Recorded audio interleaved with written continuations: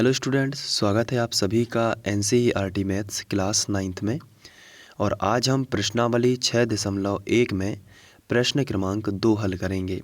इसके पहले हमने प्रश्नावली 6.1 का प्रश्न क्रमांक 1 हल किया है।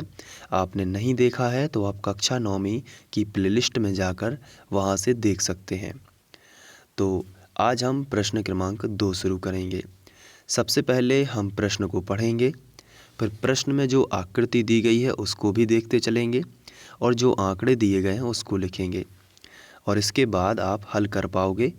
और जैसे ही हल होगा आप एक बार हल देखने के बाद अपने आप से प्रयास करेंगे और देखेंगे कि बन रहा है कि नहीं बन रहा।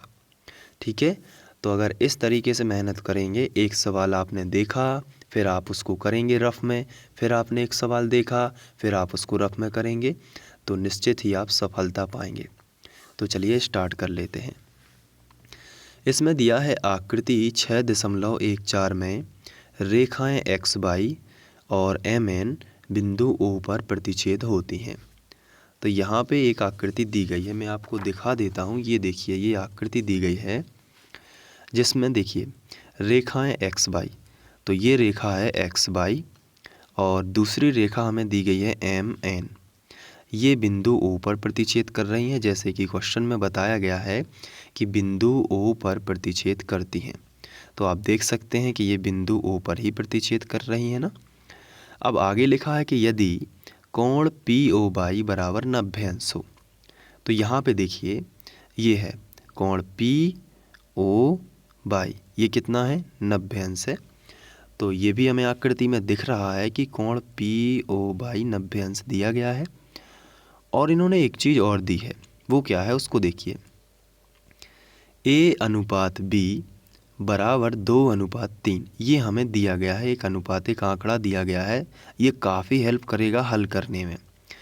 और C का मान हमें ज्ञात करना है। तो ये अभी तक हमने समझा कि हमें एक्स वाई और एम एन दो रेखाएं दी गई हैं जो बिंदु O पर प्रतिच्छेद कर रही हैं। साथ में हमें एक कोण दिया गया है PO बाई जो कि 90 अंश है। तो यहाँ पे हम लिख सकते हैं कि ये 90 अंश है, यानी कि समकोण है। ठीक है, अब स्टार्ट करते हैं। तो सबसे पहले हम लिखेंगे हल दिया है। अगर आप आकृति देखें तो यहाँ पे आकृति में यहाँ पे आपको कुछ चीज़ें दी गई हैं, जैसे कि सबसे पहले अगर किताब में देखा जाए तो यहाँ पे लिखा है A, यहाँ पे लिखा है B और सबसे आखिरी में यहाँ पे लिखा है C। तो इसलिए हमें C का मान ज्ञात करना है, इसका मान हमें ज्ञात करना है। और A और B के संदर्भ में एक अनुपात भी दिया गया है। ठीक है, तो चलिए अब हमें जो दिया गया है उसको हम लिख लेते हैं।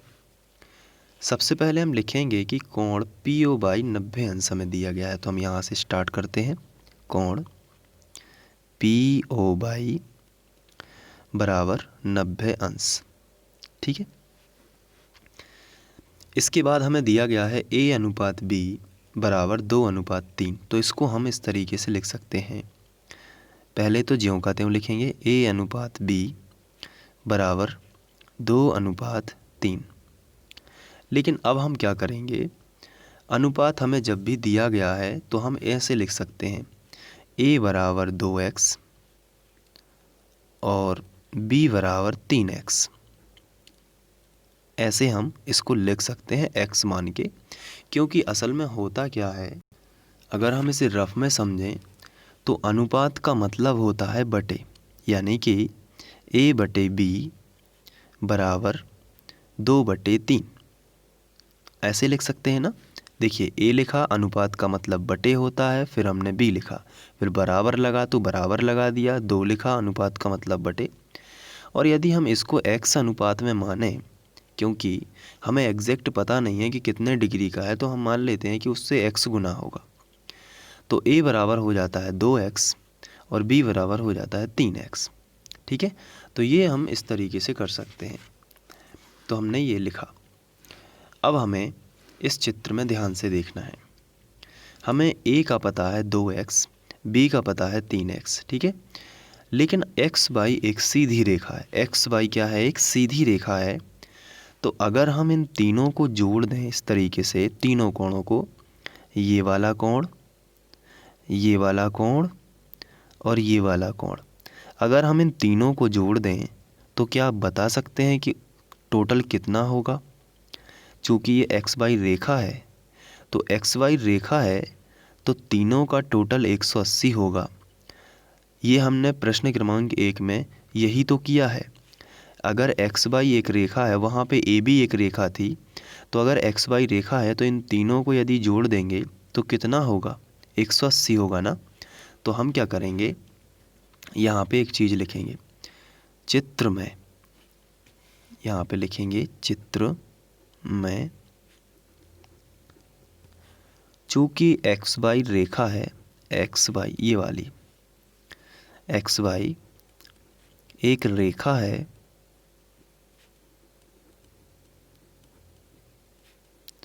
इसलिए a प्लस बी प्लस 90 तीनों होगा 180।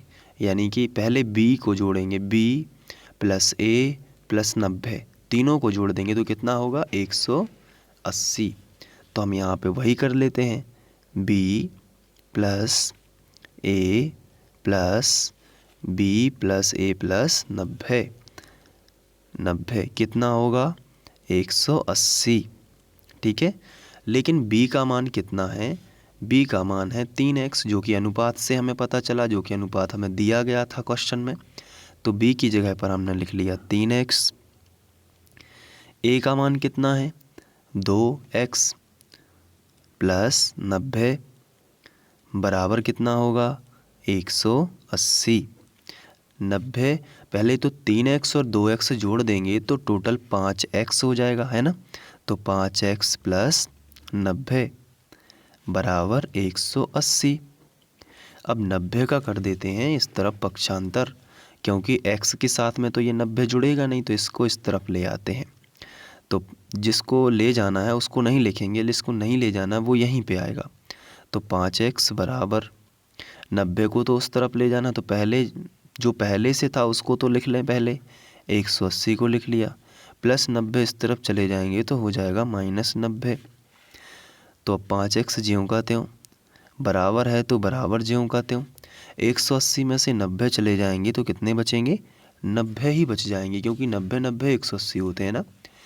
अब हमें x का मान निकालना है तो 5 को हटाना पड़ेगा, तो 5 गुणा में है तो बटे में आ जाएगा। तो x बराबर 90/5। इसके बाद हम भाग दे देंगे, तो रफ में देंगे भाग। तो ये हमारा रफ है। अब इसमें हम क्या करेंगे, ऊपर वाली संख्या को बीच में लिखेंगे भाग के चिन्ह के, और नीचे वाली संख्या को बगल में लिख देंगे। 5 एकम 5, तो 9 में से 5 चले जाएंगे तो कितने बचेंगे? 4, और यहाँ पे उतारा आ जाएगा 0।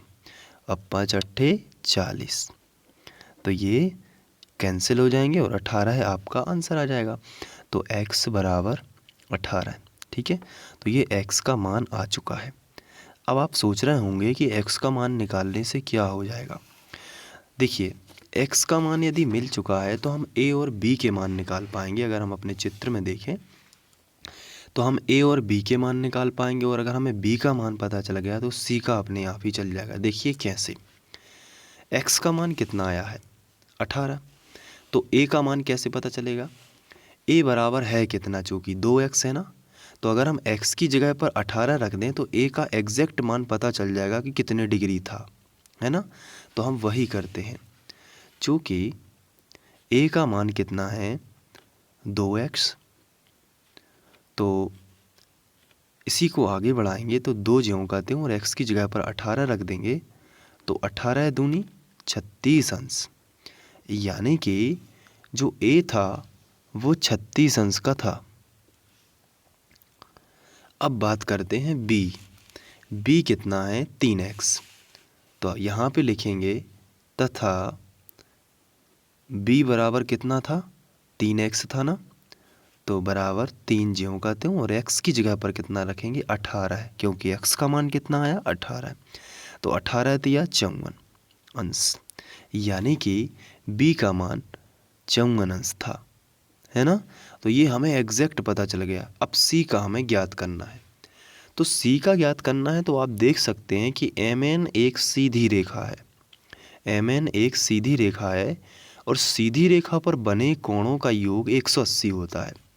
तो MN एक सीधी रेखा है तो इस पे दो कोण बने हैं। अगर हम इस चित्र को ऐसा पलट लें तो आपको लगेगा कि हाँ यहाँ पे दो कोण है। ये देखिए MN एक सीधी रेखा है तो इस पे एक कोण ये बना है और एक कोण ये बना है। तो कितने हो जाएंगे टोटल? 2।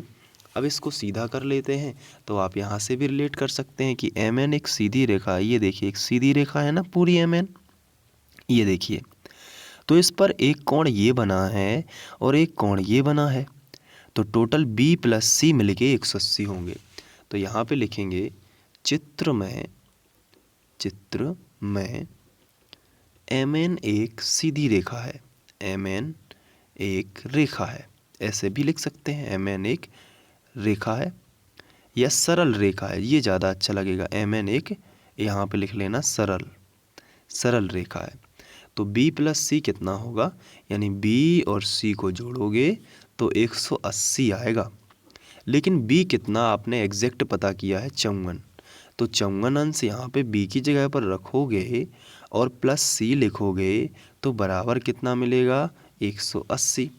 अब 54 का पक्षांतर कर लीजिएगा यहाँ पे, तो C बराबर 180 और धन के 54 इस तरफ आ जाएंगे तो माइनस के 54 हो जाएंगे, है ना।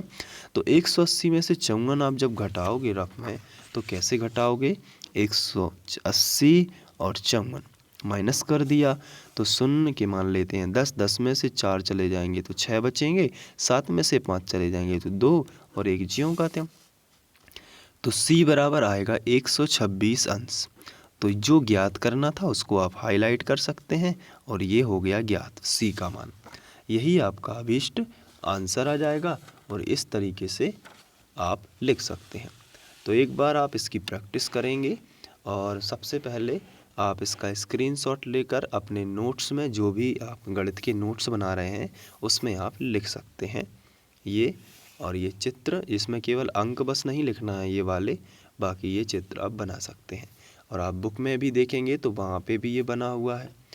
इसके बाद आप स्क्रीनशॉट ले सकते हैं या वीडियो को पॉज करके नोट कर सकते हैं।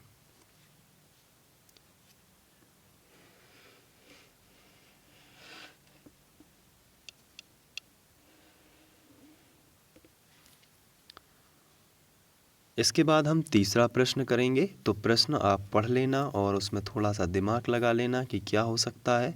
उसके बाद हम प्रश्न क्रमांक 3 को करेंगे तो आप देखकर अच्छे से सीख जाओगे। मिलते हैं नेक्स्ट वीडियो में। Thank you.